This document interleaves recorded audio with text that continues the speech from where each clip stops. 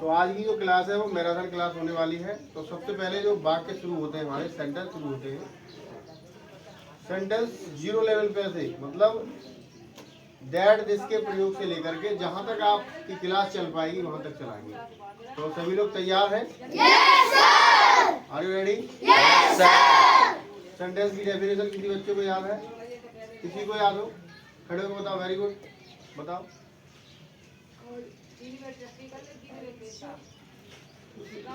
कौन बताएगा? खड़े हो बताओ। वेरी गुड, घबराना नहीं। A sentence is a group of words which makes a complete sentence. A sentence is a group of words which makes a complete sentence. यानी शब्दों का ऐसा समूह जो पूरा अर्थ प्रकट करता है। क्या कहलाता है बेटा? वाक्य। वाक्य। जिस वाक्य में पूरा अर्थ प्रकट नहीं हो रहा वो वाक्य नहीं कहलाएगा। यानी शब्दों का ऐसा समूह। अक्षर से मिलकर के शब्द बनते हैं, शब्द से मिलकर के वाक्य बनते हैं, और वाक्य से मिलकर के बड़ी बड़ी कहानियां बनती हैं। अंडरस्टैंडिंग? Yes sir. चलिए, तो आज हम बात करेंगे दैट दिस से शुरुआत कर रहे हैं। यूज ऑफ दैट या This. सबको दिखाई दे रहा है कि नहीं? Yes sir.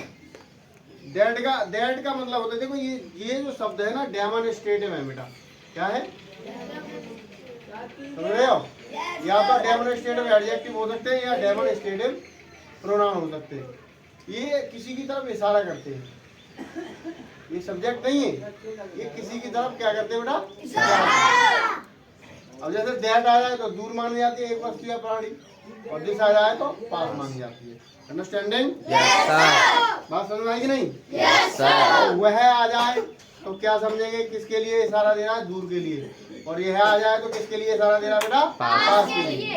बात समझ में आएगी नहीं? Yes sir. अभी हम अफर्मेटिव में एक वाक्य बनवाते हैं आपसे।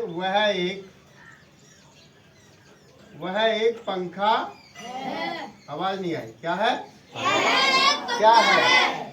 शुरू से बोलो वाक्य पूरा। दूर या पास?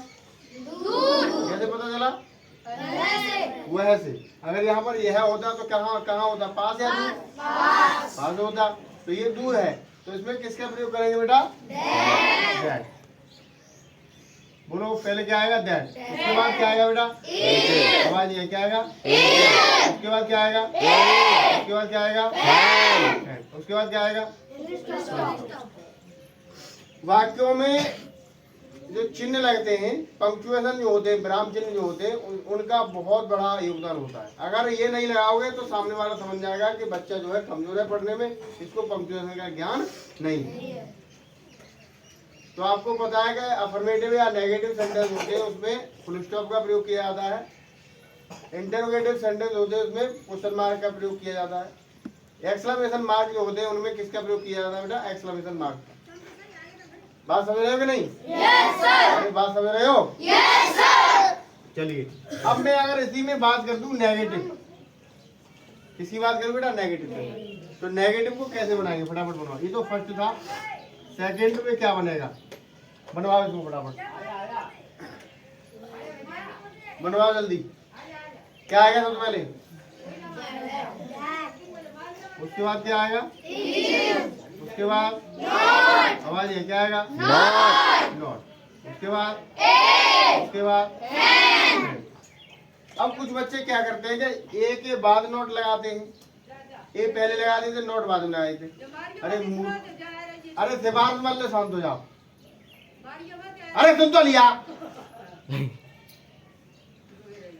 मतलब हमारा कोई व्यक्ति नहीं है, बंदी कर दे रहे पढ़ाना। नीचे से किया बजा रहे हैं ना, वीडियो बना रहे हैं, 1 घंटा से चिल्ला रहे हैं। जो पैसा के ना ड्रामाबाजी चल रहा है।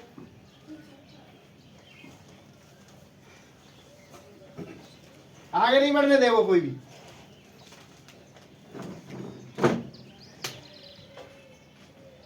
समझ में आया बेटा? नहीं? Yes sir. तो that is not a fan. इसमें क्लियर होगी बात? Yes sir. अगर इसी में क्या शब्द आ जाए पहले, तो कुछ बच्चे क्या करते हैं, वो कमी कर देते, क्या की अंग्रेजी जोड़ देते। कभी भी दुनिया का कोई सा भी सेंटेंस हो, अगर उसमें क्या शब्द पहले आ जाए तो उसकी जो सहायक क्रिया होती है उसी वाक्य की सहक्रिया तो जानते ही हो आप, Yes, sir. Is are am बाजवर हैज हैव हैड, ये सब सहायक क्रिया होती है। अगर सहायक क्रिया मतलब क्या शब्द पहले आया तो जो सहायक क्रिया होती है वो सबसे पहले लगानी चाहिए। और कुछ बच्चे क्या करते हैं, जब क्या पहले आया है तो क्या की अंग्रेजी लगा देते, जबकि क्या बीच में आएगा उसकी अंग्रेजी सबसे पहले लगाएंगे।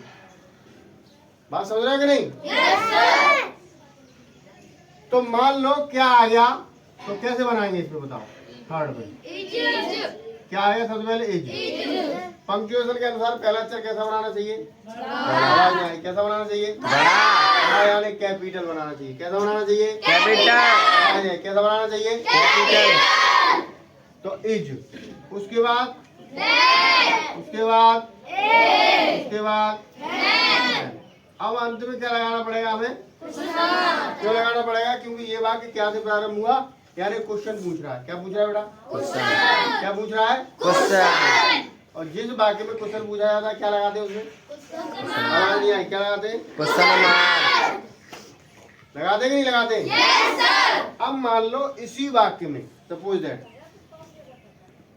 इसी वाक्य में क्या, क्यों, कैसे, कब, कहाँ, कितना, कितने, कितने, अगर ये चीज बीच में आ जाए तो उसकी अंग्रेजी कहाँ लगाएंगे, सबसे पहले. सबसे पहले लगाएंगे। कहाँ लगाएंगे, सबसे पहले. कहाँ लगाएंगे, सबसे पहले.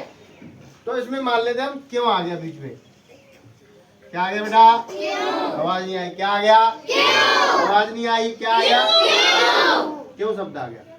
तो क्यों की अंग्रेजी सबसे पहले कहाँ लगाएंगे हम, Why? सबसे पहले लगाएंगे वाई, उसके बाद क्या लगाएंगे, Egypt. उसके बाद क्या लगाएंगे, Then. उसके बाद A. उसके बाद Fan.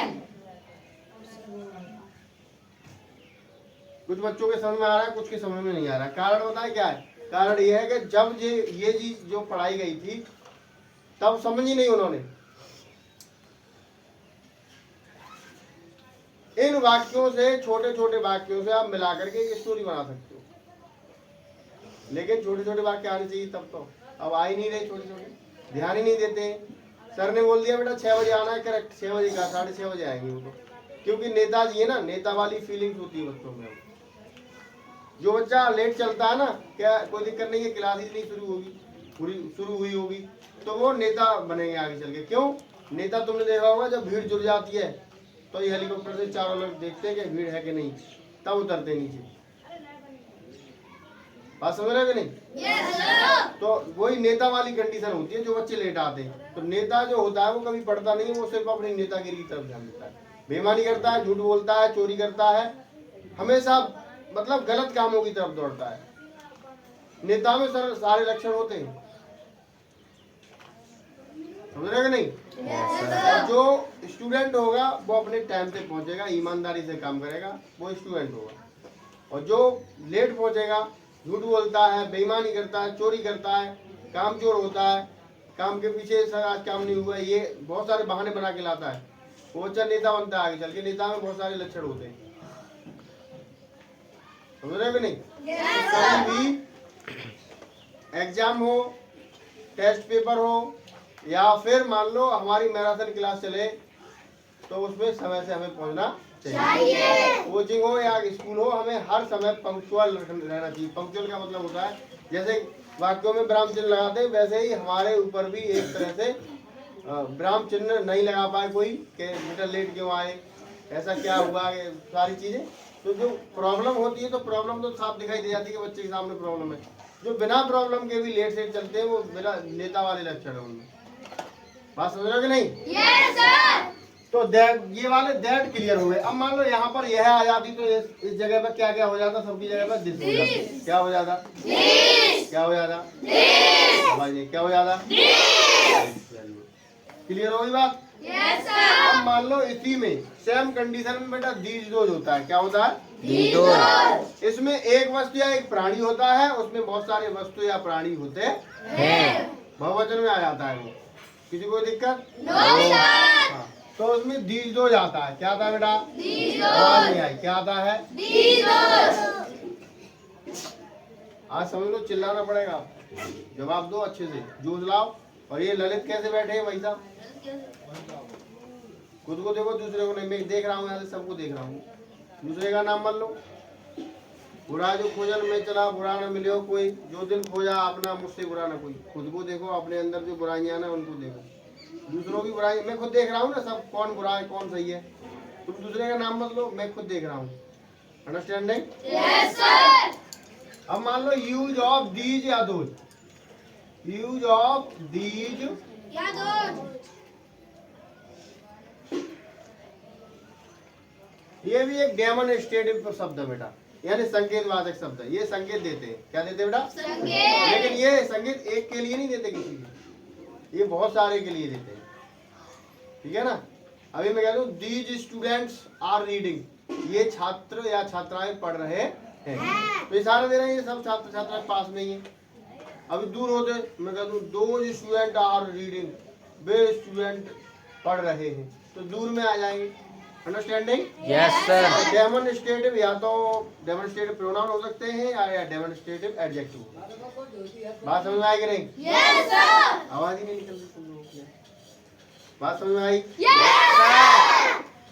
ये देखो, अब मान लो यह लेके चल रहे हैं, ये लड़कियां हैं, ये लड़कियां, ये अफर्मेटिव वाक्य है।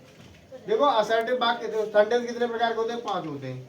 Assertive, interrogative, imperative, exclamatory, optative, यही तो होते हैं। तो अभी हम असर्टिव में चल रहे हैं। असर्टिव भी 2 प्रकार के होते हैं, अफर्मेटिव और नेगेटिव।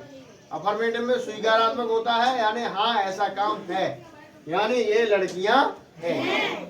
नेगेटिव में नहीं होती है।